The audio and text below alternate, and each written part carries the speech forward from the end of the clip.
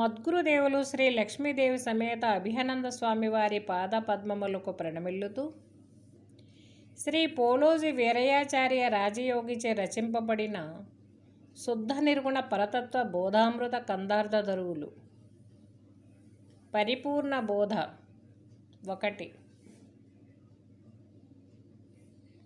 విని వినని వాడవై విను కని కనుగనుము తన్ను గనినది లేకుండను మాత్రమైన ఈ గురు తను ఎరిగే ఎరుకయేడ దోచలేదంటి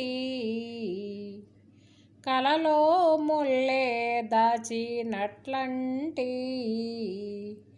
మనమే బుట్టని వేళ మన కలిమి నిజమంటే మనమే బుట్టని వేళ మన కలిమి నిజమంటే గని నావా చెరుకు ఫలములు ఫలించిన మాట అనువుగల కొయ్యను మనుష్యుడు అన్నమున కాసించుచుండగా తినుమనుచు వంధ్యాసుతుడు మాయను జుడని తినిపించినట్లు దోచలేదంటి కలలో ముల్లే దాచినట్లంటి. జై నిజ గురుభ్యో నమః. మద్గురుదేవులు అమలాంబ సమేత అనుభవానంద ప్రభుస్వాముల వారి దివ్య చరణారవిందములకు ద్వాదశి వందనములు సమర్పించుకొనొచ్చు. సమరసాంబ సమేత నిర్మలానంద పద కమలములకు ప్రణమిల్లుతూ శ్రీమద్ బృహద్వాసిష్ట అచలబోధ సిద్ధాంత పీఠ సాంప్రదాయకులకు అచలశ్రీ దయానంద పొన్నార రాజయోగి గారి ప్రియ శిష్యులు నిజానంద శ్రీ పోలోజు వీరయాచార్య రాజయోగి గారి చే విరచితంపైన శుద్ధ నిర్గుణ పరతత్వ బోధామృత కందార్థ దరువులలో నేటి నుండి మనం పరిపూర్ణ బోధను 8వ ప్రకరణముగా 27 కందార్థములుగా రచించినటువంటి ఆ మహనీయుని యొక్క పరిపూర్ణ బోధను ముచ్చటించుకోబోతున్నాం. ఇప్పటి వరకు మనం 7 ప్రకరణములు మతాల లక్షణం వరకు విని ఉన్నాం. నేటి నుండి పరిపూర్ణ బోధ. ఇది ఆసక్తిగా వింటున్న శివరామ దీక్షిత సాంప్రదాయకులకు మహనీయులకు బోధ దృఢీకరణ ఆసక్తి కలిగినటువంటి వారికి ఒక చిన్న విన్నపం. ప్రతి మొదటి కందార్థము నుండి కూడా పరిపూర్ణ బోధలో ఇప్పటి వరకు ఎలా విన్నారో అలానే గురువుతో పాటుగా నిజానంద పోలోజు వీరయాచార్య కందార్థముతో పాటుగా ప్రయాణించండి. మీ గురుదేవులు మీకు అందజేసినటువంటి బోధన రీతి ఎలా ఉన్నదో దానితో తులనాత్మక విశ్లేషణ చేయండి. మీ గురువును మీ అంతరంగంలో మేల్కొల్పండి. అలా మేలుకొల్పినట్లయితే పోలోజు వీరయాచార్యుల వారి బోధ స్థితి మనం అందుకోగలం. శిష్య విని వినని వాడవై విను కని కనుగనుము తన్ను గనినదే లేకుండను మాత్రమైన ఈ గురుతును ఎరిగే ఎరుకయాడా దోచలేదంటి కలలో ముల్లే దాచినట్లంటి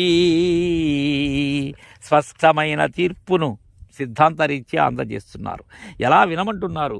విని వినని వాడవై విను. ఎందుకంటే విన్న తరువాతనే వినని వాడవవుతావు. వినకముందు వినని వారు కాలేరు. కారణం ఏంటంటే గురుదేవులు బోధించేటప్పుడు గురువుతో పాటుగా ఎవరైతే ప్రయాణం చేస్తూ వింటారో మర్కట కిషోర న్యాయంలాగా వారు వినని వారవుతారు. లేకపోతే జీవన పర్యంతం వింటూ ఉండాల్సిందే. విననట్లుగా వినేటువంటి నేర్పు కావాలి. ఎలా అది?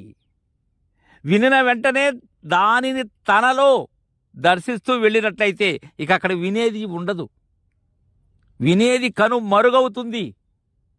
కానీ కనుగనుము ఇక్కడ ఉన్నది సూత్రం. కానీ దేన్ని? నిన్ను కనాలి. నీవు దేనిలో లేవో దాన్ని కనాలి. కన్నట్లయితే కనుగనుము. కన్న పిమ్మట మరలా కనేదేమున్నది? కన్నప్పుడే కన్నది లేకుండా పోయినది, కనేటువంటిది లేకుండా పోయినది. కనేటువంటి నేననే పరమాత్మ లేక నేననే బ్రహ్మం ఏదైతే ఉన్నదో అది లేనిదై ఉన్న యథార్థ బ్రహ్మమైన పరిపూర్ణము ఉన్నది. తన్ను గనినది లేకుండను మాత్రమైనా తనను కంటూ ఉన్నది ఏది? నేను. పరిపూర్ణమును కంటున్నది నేనే, నన్ను నేను కంటున్నది నేనే. అది అణుమాత్రమైనా లేకుండా లేశమాత్రము కూడా కన్నది, విన్నది, అన్నది, తిన్నది ఏదైతే ఉన్నదో, ఇంకా చెప్పాలంటే తన్మాత్ర సహితము సంపూర్ణముగా లేని స్థితి. అణుమాత్రమైన ఈ గురుతును ఎరిగే ఎరుక. ఏ గుర్తును? ఇప్పటి వరకు మనం ఏవైతే అన్నామో, ఏదైతే ఎరుగుతూ ఉన్నదో అది జ్ఞాత కానీ, ఎరుక కానీ, మనసు కానీ, ఏదైనా సరే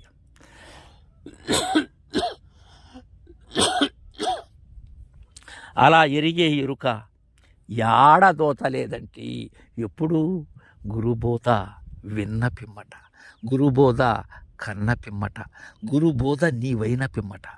ఇకెక్కడా లేదు. లేదనే దానికి నేనెవరు? నేనున్నానా అక్కడ? అది ఎలాంటిదో చెప్తున్నారు యుక్తి. కలలో ముళ్ళే దాచినట్లంటి అది ఎలాంటిది? తోచినటువంటి ఎరుక ఎలాంటిది?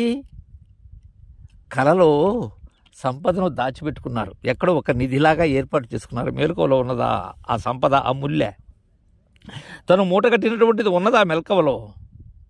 మెలకువలో లేదది, కలలో ఉన్నది. అలా కలలో నేననేటువంటి ఆత్మ ఏదైతే ఉన్నదో అది కలలో నానా రకములైనటువంటి పాట్లు తనకు తానుగా పడుతూ ఆ పాట్లు నాకాపాదిస్తూ ఉన్నది, పడుతూ ఉన్నది అదే, పడేందుకు ప్రయత్నిస్తూ ఉన్నది అదే, వేరే కాదు కదా. మనమే బుట్టని వేళ మన కలిమి నిజమంటే గనినావా చెరుకు ఫలములు పాలించిన మాట. మనమే పుట్టని వేళ నేనే భ్రాంతి, నేనే పుట్టుకలేని వాడిని, నేనే చావులేని వాడిని, నేనే సర్వాన్ని, నేనే ఆ బ్రహ్మాన్ని, నేనే ఆత్మను. అలాంటిది నా పుట్టుకే లేదు.